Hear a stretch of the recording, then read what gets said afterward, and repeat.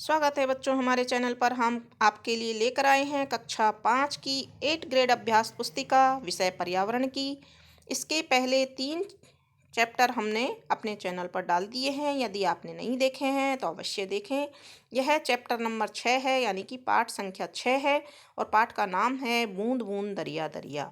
बूंद बूंद दरिया दरिया यानी कि ये पानी से संबंधित पाठ है। प्रश्न नंबर 1 है, आपके घरों में पानी कहाँ से आता है? तो इसका उत्तर बच्चों आप सब जानते हैं, हमारे घरों में आजकल पानी नल में से आता है। प्रश्न नंबर 2 है, आपके अपने पानी के बिल को कम करने के लिए आप क्या कर सकते हैं? पानी के बिल को कम करना है, इसके लिए हमको पानी की बचत करनी होगी। तो इसमें हम उत्तर लिखेंगे, हम पानी को व्यर्थ बहने नहीं देंगे, कम खर्च करेंगे तो पानी के बिल में कम कर सकते हैं। प्रश्न नंबर 3 है, जहां पानी की आपूर्ति नहीं है पाइपलाइन के माध्यम से वहां कॉलोनियों में पानी कैसे उपलब्ध कराया जाता है? जहाँ पानी की आपूर्ति नहीं है तो वहाँ पाइपलाइनों के माध्यम से क्या किया जाता है? पाइपलाइन बिछा दी जाती है और कुएं या जलदाय विभाग की टंकियों से जोड़ दी जाती है और पानी पहुंचाया जाता है। प्रश्न नंबर 4 है, क्या झील इन दिनों प्रयोग में लाए जाते हैं? तो झील सभी ने देखी होंगी, उदयपुर में झील हैं।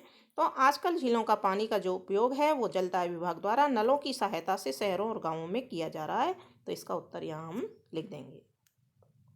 प्रश्न नंबर 5 है, दिए गए चित्र को ध्यान से देखकर बताइए हमें ऐसे घर कहाँ मिलते हैं? तो यहाँ हम देख सकते हैं कि घर का जो छत का पानी है उसको पाइप के द्वारा नीचे स्टोर किया जा रहा है, टैंक में भरा जा रहा है। तो ऐसे घर हमारे राजस्थान के जैसलमेर जैसे रेगिस्तानी इलाकों में बने हुए हैं। और दूसरा प्रश्न है, घरों में इस तरह की व्यवस्था से पानी की बचत कैसे होती है? तो बच्चों, जब बारिश आती है, वर्षा होती है तो छतों पर पानी इकट्ठा होता है। उस पानी को पाइप की सहायता से नीचे इन टैंकों में भर लिया जाता है और ये पानी पूरे साल उनके यहाँ चलता है। तो इसके उत्तर में हम लिखेंगे, घरों में बारिश का पानी छतों से होकर बड़े बड़े टैंकों में एकत्रित कर लिया जाता है एवं पूरी साल उसका उपयोग किया जाता है। इस प्रकार पानी की बचत होती है।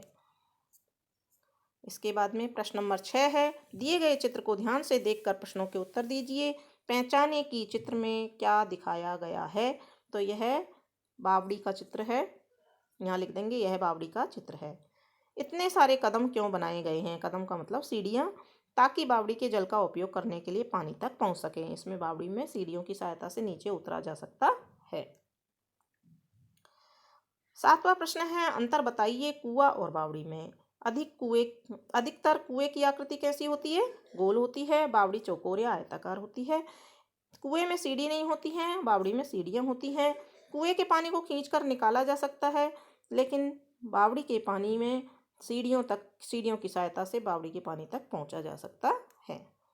प्रश्न नंबर 8 है, निम्नलिखित कविता को पढ़कर प्रश्नों के उत्तर दीजिए। बिन पानी हम जी ना पाए, फिर पानी क्यों व्यर्थ बहाएं? नल में खुला न छोड़े पानी, टप टप टप टप बहता पानी। पानी तुम खूब बचाओ, काम पड़े तब उसे बहाओ। यानी कि पानी की बचत करने के लिए इसमें संदेश दिया गया है। तो पहला प्रश्न है, इस कविता का विषय बताओ। तो इस कविता का विषय आप अपने अनुसार लिख सकते हैं, हमने यहाँ लिखा है जल की बचत। दूसरा प्रश्न है, इस कविता से आपको क्या संदेश मिलता है? तो इस कविता से हमें जल को बचाने का संदेश मिलता है कि जल को व्यर्थ नहीं बहाना चाहिए। प्रश्न नंबर 9 देखते हैं, निम्नलिखित वर्ग पहेली में जल के स्रोतों को ढूंढिए और उत्तर ढूंढकर लिखें।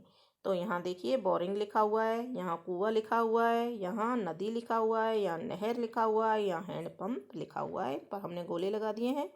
प्रश्न नंबर 10 है, दिए गए चित्रों में मानव निर्मित जल स्रोत एवं प्राकृतिक जल स्रोत को पहचानिए। तो ये यहाँ पर प्राकृतिक जल स्रोत है, ये मानव निर्मित है। ये मानव निर्मित है जल, जो पंप दिखाई दे रहा है, और ये भी प्राकृतिक है। ये मानव निर्मित है कुआं। बावड़ी मानव निर्मित होती है और जो झील है ये भी प्राकृतिक झील दिखाई गई है। तो इस तरह से बच्चों यह आपका जो पाठ है बूंद बूंद दरिया दरिया ये कंप्लीट होता है, पाठ 6। आगे के पाठ देखने के लिए बच्चों जुड़े रहिए हमारे चैनल से। चैनल को सब्सक्राइब कीजिए, वीडियो को लाइक कीजिए और दोस्तों के साथ शेयर कीजिए। धन्यवाद।